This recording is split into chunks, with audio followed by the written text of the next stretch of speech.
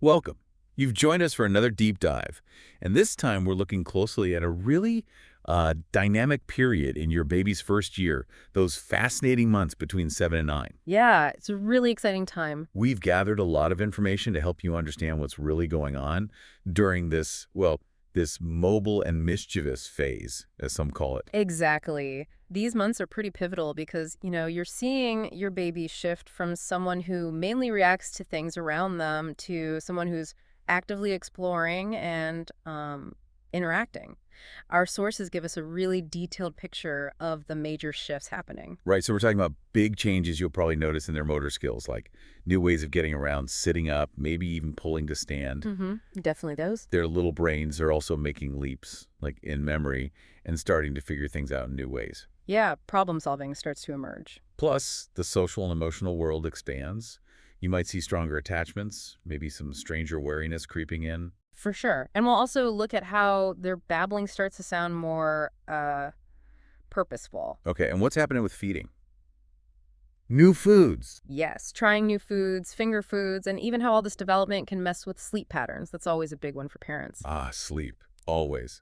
So our aim with this deep dive is really to give you more than just a list of milestones. We want to help you understand the underlying development driving these changes, and importantly, the wide range of what's normal during this exciting time. Okay, let's kick things off then. Let's unpack what's really at the heart of this stage. Our sources highlight a key shift. Your baby is actively engaging now, not just observing. It's like they suddenly decided, right, I'm going exploring. That's a great way to put it. This increased desire to explore really fuels so much of their development. They're reaching for things, trying to, manipulate objects, moving around. Getting into everything. Pretty much. And this newfound agency, while it's wonderful, it can also lead to frustration. They might discover they want something they can't quite reach or do something their little bodies aren't quite ready for yet. Okay. You'll also likely see a growing sense of independence as they get more mobile and can kind of initiate their own explorations. And when we look at the specifics, it really paints a clear picture for you listening.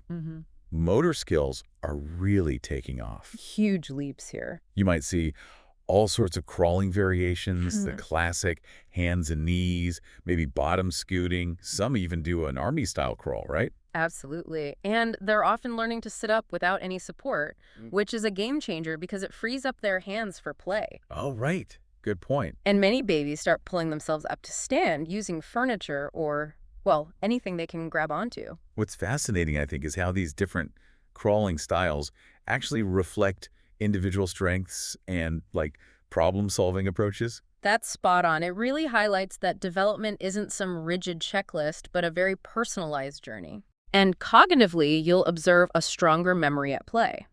They might remember where you put a favorite toy, maybe anticipate steps and familiar routines like bath time.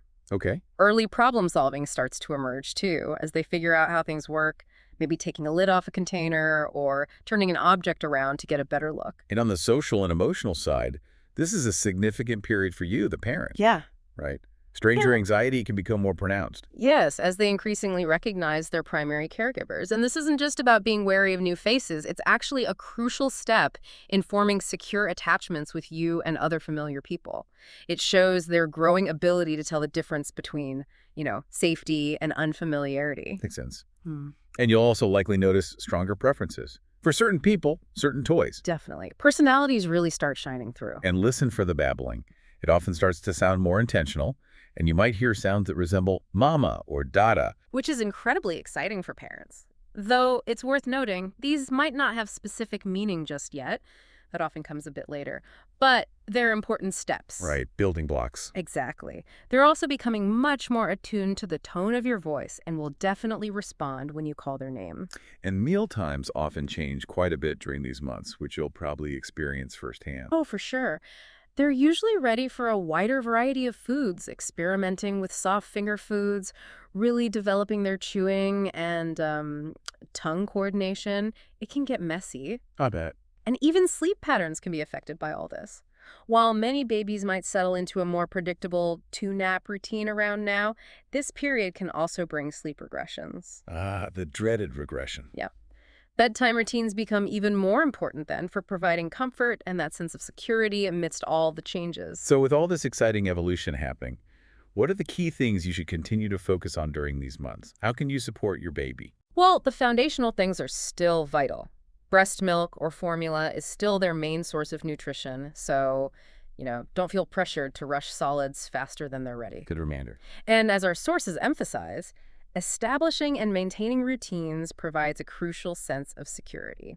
Consistent nap times, feeding schedules, bedtime rituals, they act as an emotional anchor for your baby in this time of rapid change. And it sounds like just talking to them, narrating your day, that's still really important for you to keep doing. Absolutely. Verbal interaction is so powerful. Narrating what you're doing, reading aloud, even just responding to their babbles like you're having a real conversation. Yeah, like chatting back. Exactly. It all lays the groundwork for language development and really strengthens your bond. Now, what about some of the significant cognitive shifts you should be aware of? Our sources mention the development of object permanence, which I know is a big one for a lot of parents. It really is. This is a huge cognitive leap. Before this, if you hit a toy, it was essentially out of sight, out of mind. Gone forever. Pretty much. Now, they start to understand that even if they can't see something, it still exists. That's why games like Peekaboo suddenly become so engaging. Oh, They grasp the concept of disappearance and reappearance. And it also directly relates to that separation anxiety we mentioned earlier. They understand that even when you leave the room, you still exist somewhere. which can be tough, but it's a sign of development. Exactly. And with this newfound understanding and their increasing mobility, I imagine things around the house start to get a lot more interesting for you. Huh. To put it mildly, intentional movement opens up a whole new world for them to explore, which is fantastic for their development. But as the sources point out, this also brings a new level of chaos and, very importantly, new safety risks you need to be prepared for in your home. Absolutely critical point. And it sounds like you might start seeing some more pronounced expressions of frustration from your little one, too. Yes, definitely. As they become more aware of what they want and maybe what they can't quite achieve yet, frustration is a totally natural response. How might that look? You might see them arching their back, maybe yelling, or even pushing food away if they're not happy about something. It's all part of them learning to communicate their feelings even before they have the words. Okay, that makes sense. No. Now, let's address a topic that often brings some anxiety. Crawling. There can be so much focus on this particular milestone. You're so right, it's a common worry. Our sources tackle this head-on, and it's really important for you listening to hear. Crawling is a developmental option, not some mandatory step everyone has to take. An option, okay. Yeah. Babies get mobile in lots of different ways. Some might roll everywhere, others scoot on their bottoms, some bum shuffle, Right, the bum shuffle. and some even skip crawling altogether and go straight to pulling up and walking. It's all normal. That's really reassuring information for you if your baby isn't crawling like the baby next door. And our source even offers a helpful reminder. There's no prize for crawling early, but there is risk in rushing baby to do something before they're ready. That's such a crucial point. Every baby's timeline is unique. Trying to force them into a milestone before they're developmentally ready isn't helpful and can sometimes even be counterproductive. Focus on their progress. What about those first sounds that resemble words like mama and dada? What should you expect around this time? Yes, some babies do start making those sounds around this age, which is naturally super exciting for parents. Of course. However, it's important to clarify, as our sources do, that initially these sounds might just be random babbling. They only really gain intentional meaning, like knowing mama refers to you, maybe closer to the 9 or 10-month mark, or even later for some. So while it's lovely to hear, you shouldn't necessarily expect them to be calling for you specifically just yet. Exactly. What's actually more telling at this stage, linguistically speaking, is the presence and variety of consonant sounds in their babbling, like ba, da. That variety indicates healthy language development is underway. Good to know. Variety over specific words at this point. Pretty much, yeah. Okay, let's shift to what you should be watching for.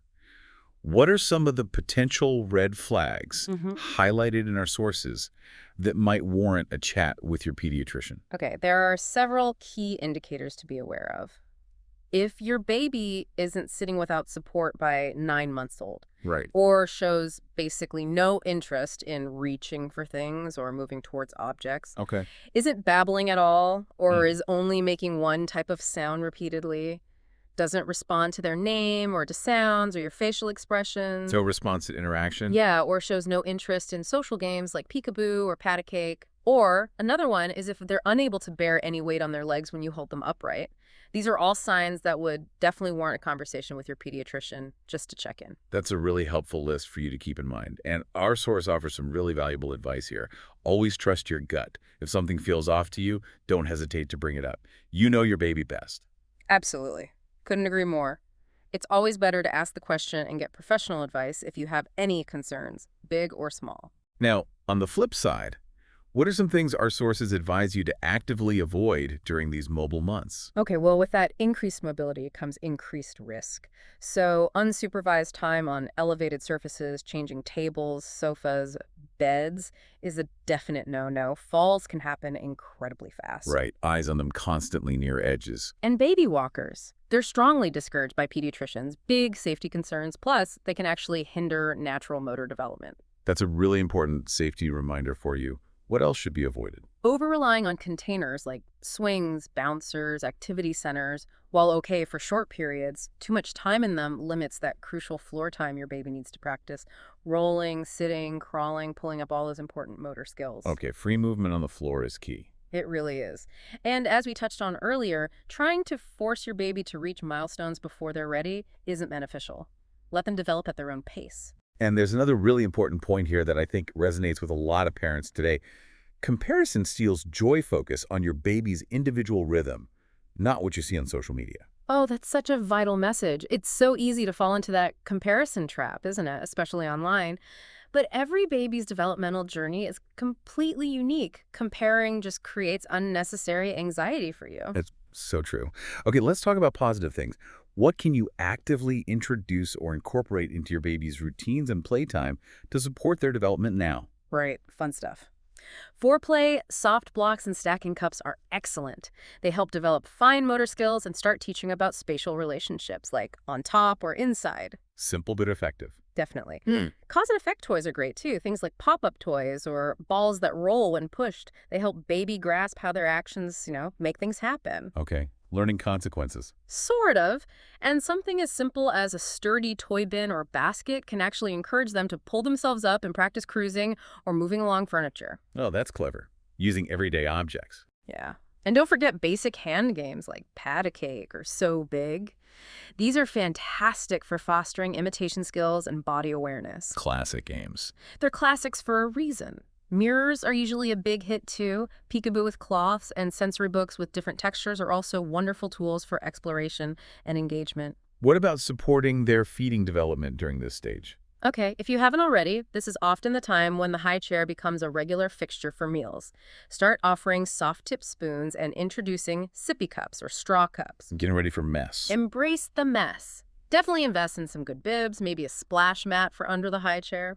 Continue to introduce a variety of new textures, things like mashed avocado, scrambled egg, small, soft pieces of fruit. And allergens. Yes, remember to follow your pediatrician's guidance on introducing common allergens like peanut, egg, dairy, etc. if you haven't already started.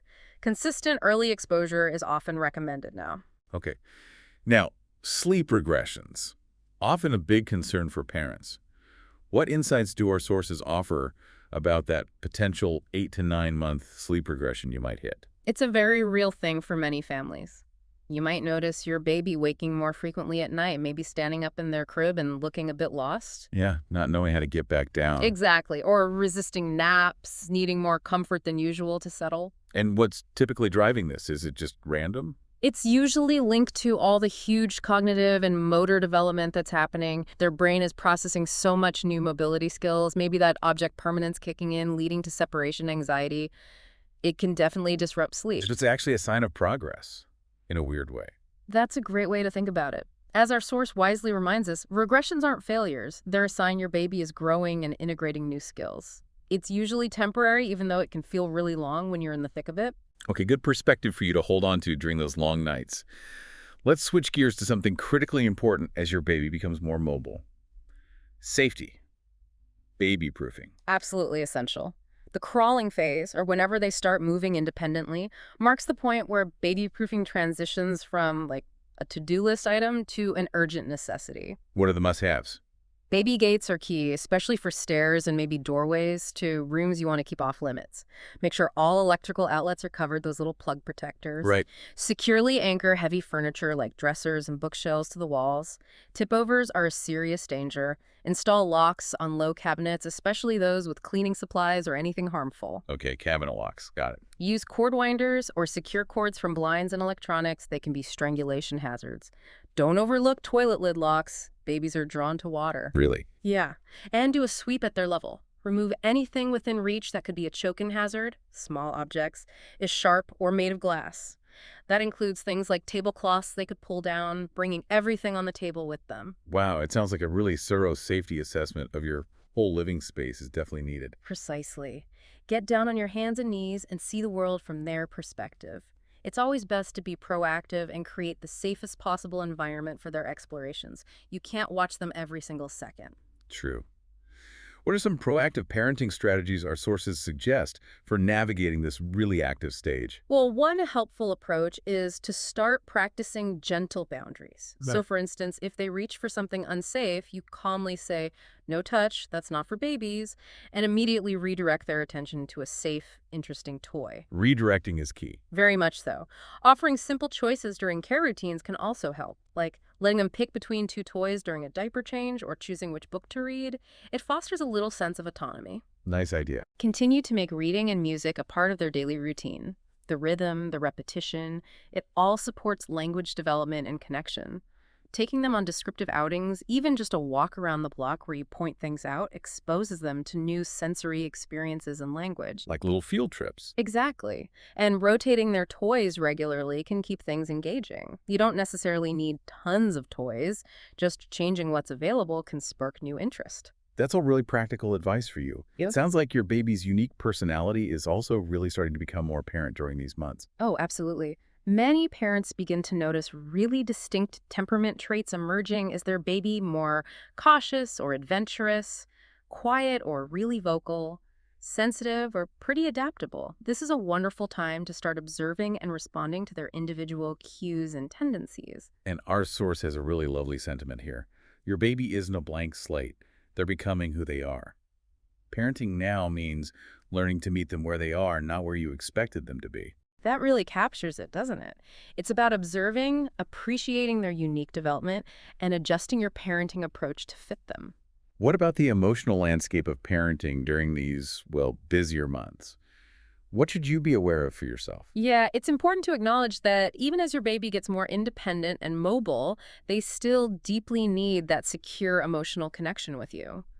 Frequent check-ins, cuddles, acknowledging their feelings, even if they don't understand the words yet, can be very comforting. Staying connected. Definitely. You might also notice your baby starting to resist routine care tasks, fighting diaper changes, not wanting to get dressed. This is often a normal, albeit sometimes frustrating part of development, exerting their will a bit. Okay, normal but annoying. Haha, yes.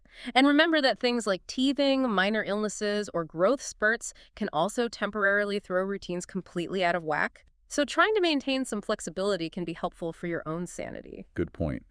Be prepared for disruptions. And it's also completely okay and really common to feel touched out sometimes or overstimulated, maybe even a bit burnt out.